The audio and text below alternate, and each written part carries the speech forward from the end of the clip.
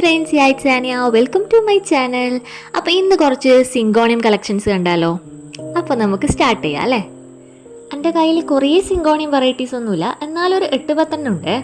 അതിലാദ്യത്തെ variety എന്ന് പറയുന്നത് ഒരു ഗ്രീൻ കളർ ലീഫിൽ വൈറ്റ് സ്ട്രാൻഡ്സ് പോലെ വരുന്നതാണ്. ഇതിൻ്റെ വലിയ ലീഫുള്ളതും എൻ്റെ കയ്യിലുണ്ട്, പക്ഷെ ചെറുത് കാണാൻ ഭയങ്കര ക്യൂട്ടാണ്, കുട്ടി കുട്ടി ലീവ്സ് ആയിട്ട്. അപ്പോൾ ഞാനിതൊരു പോട്ടിൽ ഇങ്ങനെ വട്ടത്തിൽ മീൻസ് റൗണ്ടായിട്ട് സെറ്റ് ചെയ്ത് വെച്ചത് കൊണ്ടാണ് ഇതിൻ്റെ ബുഷിയായി നിൽക്കുന്നത്. ചിലവരൊക്കെ ഇതിങ്ങനെ ക്ലൈംബ് ചെയ്തിട്ട് വെക്കുന്നവരും ഉണ്ട്, പക്ഷേ എനിക്കിങ്ങനെ ബുഷിയായിട്ട് കാണുന്നതാണ് ഇഷ്ടം. ഇത് സിങ്കോണത്തിൻ്റെ വേറൊരു പിങ്ക് കളർ വെറൈറ്റിയാണ്.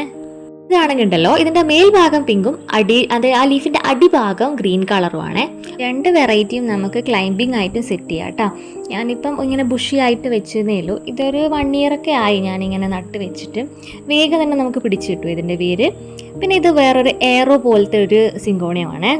ഇതിൻ്റെ ലീഫ് അത്ര വീതിയില്ല, കുറച്ചിങ്ങനെ സ്ട്രാൻഡ്സ് പോലെ ആയിട്ട് ഇത് നല്ല ബുഷിയായിട്ട് വരുവേ. ഇത് നമ്മളിങ്ങനെ ക്ലൈംബ് ചെയ്യാൻ പറ്റിയ പോലത്തെ അല്ല, കുറച്ചൊരു ഹൈറ്റ് വെക്കുന്നതാണ്. ഇതും ഒരു 1 year ആയിട്ട് ഞാൻ നട്ട് വെച്ചതാണ്.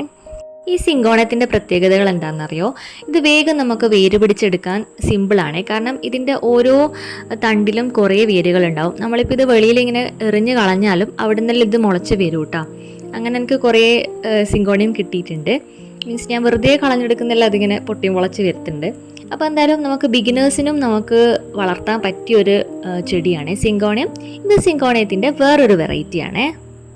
നേരത്തെ കണ്ട പോലത്തെ അല്ല, ഇത് കുറച്ചുകൂടി ലൈറ്റ് കളർ ഗ്രീൻ ആയിട്ട് വരുന്നൊരു ലൈറ്റ് ഗ്രീൻ ലീഫും പിന്നെ ഒരു പിങ്ക് അല്ല, ഒരു മെറൂൺ ഷെയ്ഡ് പോലത്തെ ലീഫും എല്ലാം കൂടി മിക്സ്ഡ് ആയിട്ടാണ് വരുന്നത്. ഇതും നല്ല ബുഷി ആയിട്ട് ഞാൻ മെയിൻറ്റെയിൻ ചെയ്യുന്നുണ്ട്. കണ്ടില്ലേ, ഇതിൻ്റെ താഴ്ഭാഗമൊക്കെ ഫുൾ ഓഫ് റൂട്ട്സ് ആണ്. പിന്നെ ഈ ലീഫ് എന്ന് പറഞ്ഞാൽ കുറച്ചും കൂടി ഒരു തിൻ ആയിട്ടുള്ള ലീഫാണ്. ഞാൻ നേരത്തെ കാണിച്ചത് പോലത്തെ അല്ല, ഇത് കുറച്ചുകൂടി തിൻ ആയിട്ടുള്ള ഒരു ലീഫാണ്. ദെൻ നെക്സ്റ്റ് വൺ, നേരത്തെ കാണിച്ച ആ ഒരു എയറോ പോലത്തെ വേറൊരു ടൈപ്പ്.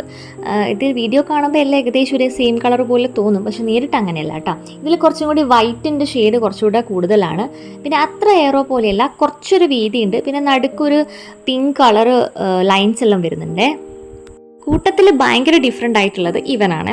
ഇതെന്ന് പറയുന്നത് ഒരു വെൽവറ്റി ടച്ച് വരും, അതുപോലെ തന്നെ അത്യാവശ്യം എയറോ പോലെ ഉണ്ടാവും. പിന്നെ ഇത് ഭയങ്കര നമുക്ക് എന്താ പറയുക, ഇങ്ങനെ സ്പൈറൽ പോലെയെല്ലാം നമുക്ക് സെറ്റ് ചെയ്ത് എടുക്കാൻ പറ്റിയൊരു സംഭവമാണ്. കാരണം അത്രക്കും വള്ളി പോലെ ഇതിങ്ങനെ ആയി വരുവേ. ഞാൻ അടുത്ത് നട്ട ചെടീൻ്റെ മേലയിൽ ഇത് പോയിട്ട് പടർന്ന് പിടിച്ചിട്ട് കണ്ടില്ലേ, ഇപ്പോൾ ഒരു പ്ലാന്റിൽ തന്നെ 2 ലീഫെല്ലാം ആയിട്ടുണ്ട്. ഇതെങ്ങനെ ഇങ്ങനെ വന്നതെന്നറിയില്ല. ഞാൻ ഇതിൻ്റെ റൂട്ട് കോസ് ഞാൻ കണ്ടെത്താൻ ഞാൻ കുറേ ശ്രമിച്ച്, പക്ഷേ അതിൻ്റെ എവിടെയാണ് എനിക്ക് കിട്ടിയിട്ടില്ല. കാരണം അതിൻ്റെ ഒരു വേരും കാണുന്നുമില്ല. ഇത് രണ്ടും കൂടി ക്രോസ് ആയിട്ട് വല്ലതും ആയതാണോ എന്ന് എനിക്ക് സംശയം. വാട്ടെവർ, എന്തായാലും ഒരു ഫാമിലി പെട്ടവരല്ലേ, അവിടെ നിന്നോട്ടെന്ന് ഞാനും വിചാരിച്ച്. പൊതുവേ ഞാൻ ഇങ്ങനത്തെ പ്ലാന്റ്സ് എല്ലാം ഇങ്ങനെ കമ്പ് വെച്ചിട്ട് മേലോട്ടേക്ക് ക്ലൈംബ് ചെയ്തിട്ട് ആക്കുന്നതാണ് ഞാൻ കണ്ടിട്ടുള്ളത്. പക്ഷേ എനിക്കിങ്ങനെ ബുഷിയായിട്ട് വെക്കുന്നതാണ് ഇഷ്ടം. അതാകുമ്പോൾ നമുക്ക് കുറേ നാളിങ്ങനെ മെയിൻറ്റെയിൻ ചെയ്ത് വെക്കാം. ഇത് നേരത്തെ കാണിച്ചതിൻ്റെ ആ ഫസ്റ്റ് കാണിച്ചില്ലേ, അതിൻ്റെ കുറച്ചുകൂടിയും വലിയ ലീഫാണ്. കുറച്ച് ബ്രോഡായിട്ടുള്ള ലീഫും പിന്നെ ലൈറ്റ് ഗ്രീൻ, ഡാർക്ക് ഗ്രീൻ, അങ്ങനെ പല കൈൻഡ്സ് ഓഫ് ഗ്രീനിൻ്റെ ഒരു വെറൈറ്റി തന്നെയാണ് ഒരു പ്ലാന്റിൽ തന്നെ കാണാൻ പറ്റുന്നത്. ഇതും അത്യാവശ്യം നമുക്ക് പോട്ടിലിങ്ങനെ റൗണ്ടായിട്ട് സെറ്റ് ചെയ്താൽ നല്ല ബുഷിയായിട്ട് നിൽക്കുവേ. ദെൻ ഇത് അതിൻ്റെ തന്നെ കുറച്ചുകൂടി ബ്രോഡായിട്ടുള്ള ലീഫ്. എനിക്ക് തോന്നുന്നു പ്ലാന്റ് ലവേഴ്സ് അല്ലാത്തവർക്ക് ഇത് കാണുമ്പോൾ എല്ലാം ഒരുപോലെ തോന്നും. ബട്ട് നമ്മൾ പ്ലാന്റ് ലവേഴ്സ് ഇതെല്ലാം കീൻലി ഒബ്സർവ് ചെയ്യും. ചെറിയൊരു ഡിഫറൻസ് ഉണ്ടെങ്കിൽ തന്നെ ആ ഒരു പ്ലാന്റിൻ്റെ പേരേ മാറും. ഇത് കുറച്ചുകൂടി വൈറ്റ് കൂടുതലുള്ളൊരു ലീഫിൽ പെട്ടൊരു സിങ്കോണിയാണ്. കൂട്ടത്തിൽ എനിക്കിപ്പോൾ ഇഷ്ടപ്പെട്ട സിങ്കോണിയം എന്ന് പറയുന്നത് ആ ഒരു കുറച്ച് വൈറ്റ് കൂടി നിൽക്കുന്നത് തന്നെയാണ്. പിന്നെ ഇതിൻ്റെ കെയർ എന്താണെന്ന് വെച്ചാൽ നമ്മൾ പ്രോപ്പറായിട്ട് പ്രൂൺ ചെയ്ത് കൊടുക്കുക. പ്രൂണിംഗ് എന്ന് വെച്ചാൽ ഇത് കുറച്ച് ക്ലൈംബിംഗ് ആയതുകൊണ്ട് തന്നെ വേഗം വളർന്ന് പിടിക്കാൻ വേണ്ടി സാധ്യതയുണ്ട്. അപ്പോൾ നമ്മൾ കട്ട് ചെയ്ത് ബുഷിയായിട്ട് വെക്കുക. പിന്നെ അതുപോലെ തന്നെ നമ്മളിത് അറേഞ്ച് ചെയ്ത് വെക്കുന്നുണ്ടല്ലോ, ഇങ്ങനെ കളർഫുള്ളായിട്ട് ഒരേ സ്ഥലത്ത് ഇങ്ങനെ വെച്ച് കഴിഞ്ഞാൽ നമുക്ക് കുറച്ചുകൂടെ കാണാൻ ബ്യൂട്ടിഫുൾ ആയിരിക്കും. ഇപ്പം എനിക്ക് അവിടെ വെക്കാൻ സ്ഥലമില്ലാത്തതുകൊണ്ട് ഞാൻ ഈ 3 വെറൈറ്റീസ് വേറൊരു സ്ഥലത്താണ് വെച്ചിട്ടുള്ളത്. വാട്ടറിംഗ് എന്ന് പറയുന്നത് സമ്മർ ടൈം ആണെങ്കിൽ ഡെയിലി നമ്മൾ വെള്ളമൊഴിച്ച് കൊടുക്കണം. ഇപ്പോൾ റെയിനി സീസൺ ആണെങ്കിൽ നമ്മൾ ഡയറക്റ്റ് മഴയത്ത് വെച്ചാലും വലിയ കുഴപ്പമൊന്നും ഉണ്ടാവില്ല. വെള്ളം വാർന്നു പോകുന്ന മണ്ണായിരിക്കണം എന്നേ ഉള്ളൂ.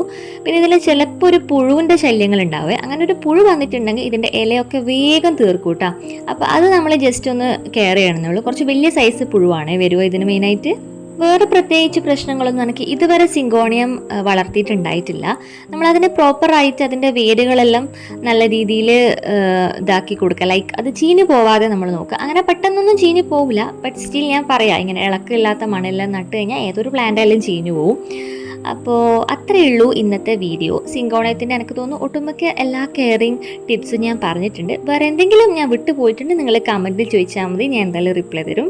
അപ്പോൾ അത്രയേ ഉള്ളൂ ഗൈസ് ഇന്നത്തെ video. For more gardening videos channel subscribe ചെയ്യുക, ഷെയർ ചെയ്യുക, ബെൽ ബട്ടണും കൂടി ഒന്ന് ക്ലിക്ക് ചെയ്ത് വെച്ചോട്ടാ. അപ്പോൾ അത്രയേ ഉള്ളൂ ഗൈസ്, ബൈ.